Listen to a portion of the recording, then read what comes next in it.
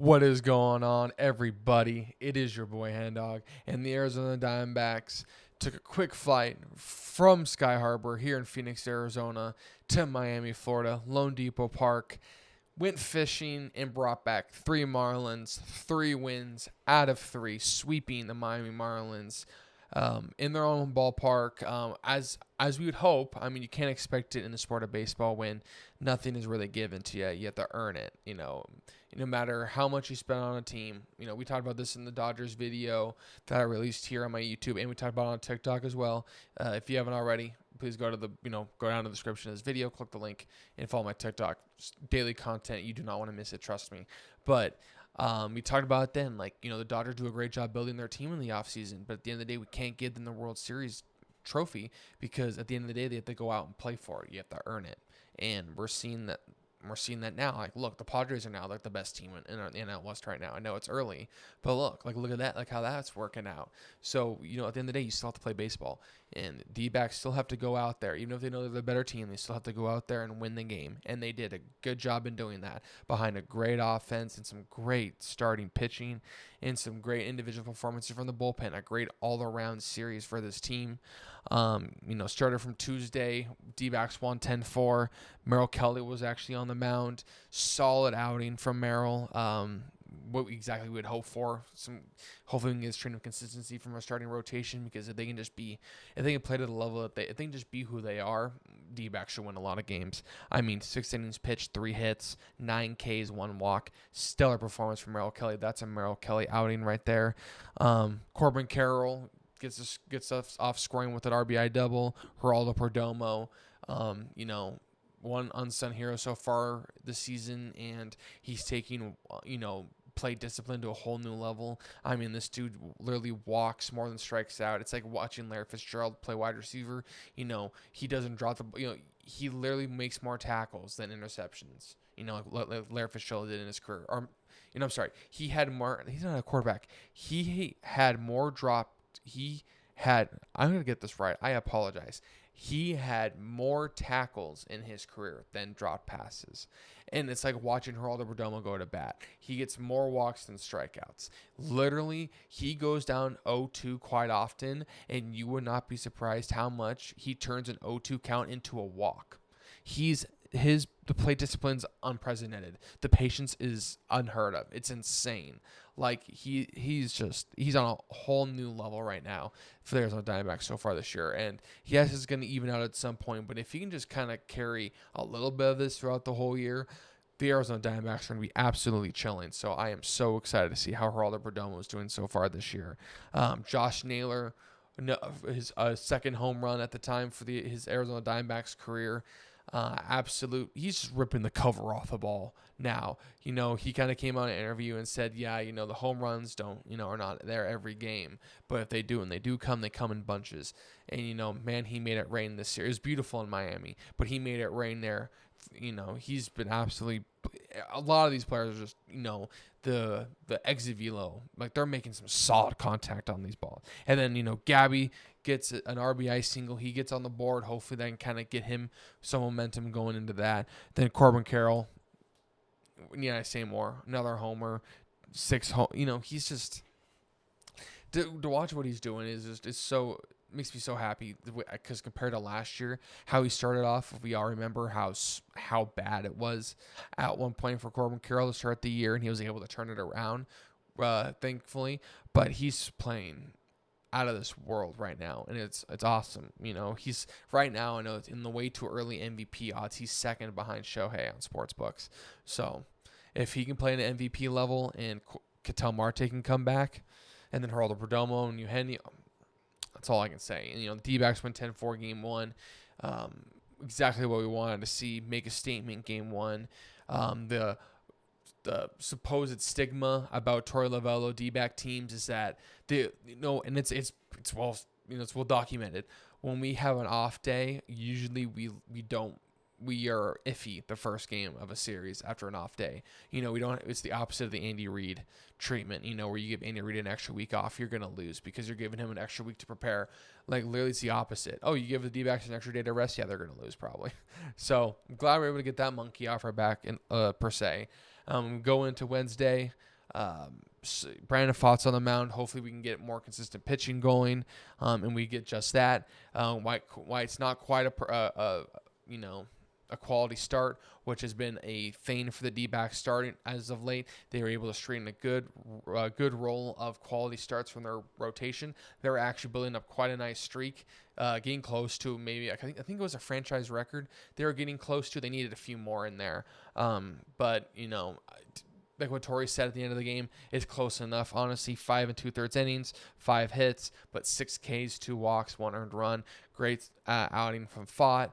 Kind of we talked about in the preview over on my TikTok. If he can just locate his fastball well, he can get people out with that sweeper and stuff like that. And he was able. Yeah, he was 5 hits is not the greatest, but nothing too much of a threat. Only the 1 earned run. Pfaadt was really in command there, and yeah, he didn't get through 6 innings, but really solid outing from him, and hopefully, like I said, just keep building, baby. Hand the ball off to the next guy, and hopefully that momentum can carry you into that next start. Josh Naylor, another homer, back-to-back games in the series. Like we just said, he's trying to cover up the ball. Corbin Carroll, Pavin Smith, homer, Tim Tawa homer. So I'm looking at my notes here. Pavin homer, Tim Tawa homer, Gurriel homer. So everyone getting on the board there. 4 solo shots, which is good to see. Pavin Smith, who I've been critical in the past, playing really well this year, given the extended role. I'm still not a fan of him. I'm not a fan of his fielding, but obviously the bat is. He has a good swing on him, and he can make good contact. He can hit for power. So, he's definitely playing. He earned that left-handed DH spot. So, I should say left at bat DH spot. So he's playing really well. But like I said, that feeling for me is still a little suspect on us. But I know in the third game of the series, we'll talk about like the Eugenio Suarez throw wasn't on Pavin Smith on the air. But I don't know. There's something about Pavin Smith out there that kind of makes me not a little iffy about it. But Tim Tawa gets his first career homer, which is awesome. It's even more awesome to know that him and I have similar hometown roots because him and I are both from the great state of Oregon. So pretty awesome to see that. And then like I said, Lourdes homered, and the D-backs were able to win Game 2 of that series 6-2. Move in and hopefully get the sweep on today, on Thursday. It was an early pitch, a first pitch. Like I was trying to, I was working late the last two days, during these. Of course, the 2 early evening games, the 3:30 first pitch games, I'm working in the evening. So I wasn't able to get out post-game series on my TikToks, like the post-game reactions.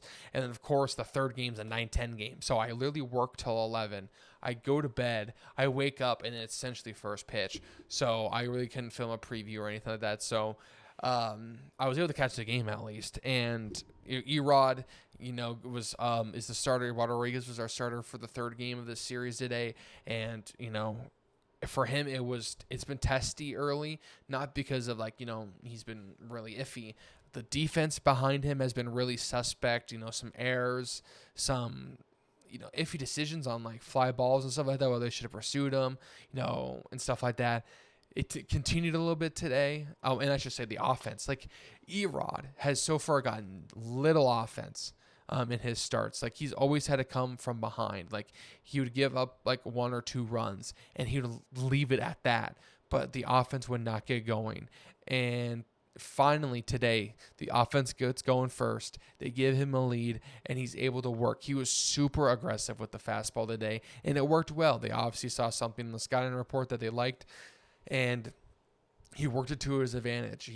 He was absolutely aggressive with the fastball and was getting them out, which was great to see. Pavin Smith homered again in the second game in a row, which is obviously great to see. Geraldo Perdomo, a sack fly, but hit RBI. That's what matters. He gets the run scored. Corbin Carroll gets his hit streak to continue.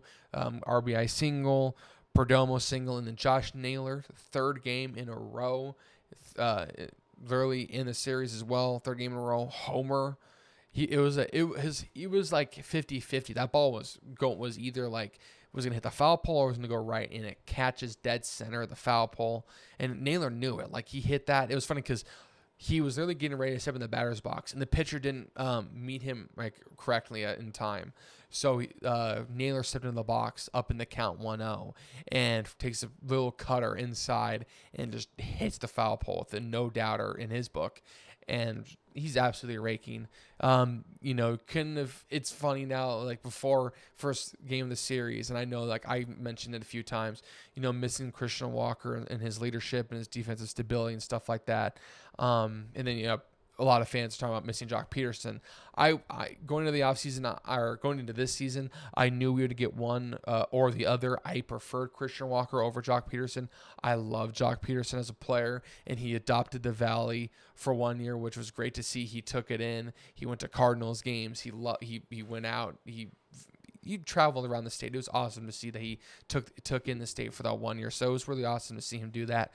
But, Christian Walker has been a staple of this franchise for a few years. So I wanted to see him stay over Jock, which is, was nothing personal or anything. But Naylor's right now is just absolutely playing incredible baseball. Like, it's going to level out at some point like Perdomo. But Naylor is everything we wanted and more, and he's supplying the goods for us. And in a contract year, he knows what's up. So great series for the Arizona Diamondbacks, which is going to be a good momentum builder going into a huge series against the Chicago Cubs, where we'll have Burns going, Gallen going, and Kelly. So our 1-2-3, which it should be, but it's going to be 5-1-2, but it should be 1-2-3 going. And it's going to be a really fun series, and it's going to be a really tough series, because then after that, we have a tough series against the Rays, which are no slouch at all. If we're watching them play baseball so far this year, they're a tough team with some good pitch sound.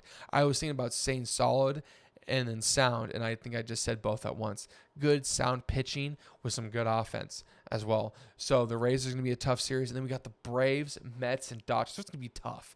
So hopefully this game can springboard us into a good headspace with some confidence against these tough teams. So thank you all for tuning into this video. Like and please subscribe if you did enjoy. Series videos are coming out for every series that the Diamondbacks play, and then I also will be breaking down the Phoenix Suns fallout. Matt Ishbia, Josh Bartlestein, and James Jones spoke today. I will be doing a video on that and what the Suns need to do for the offseason. Suns are not my number one team for basketball, but I love the state of Arizona, and honestly, I'm all about vibes in downtown Phoenix, because Footprint Center and Chase Field are right next to each other. Postseason vibes in downtown Phoenix on that road, that strip area right there, because they have those 2 or 3 bars and restaurants in between, and Guy Fieri's and Sportsbooks is right there. Caesar Sportsbook is right there. It's such a vibe, and I love it when it's in playoff time. So hopefully they can make a comeback. I will be doing a video of that. The draft is in 1 week, which is huge. So it's coming fast. So thank you all for tuning in, and thank you all for the support. Like and subscribe if you do enjoy, and I'll see y'all soon.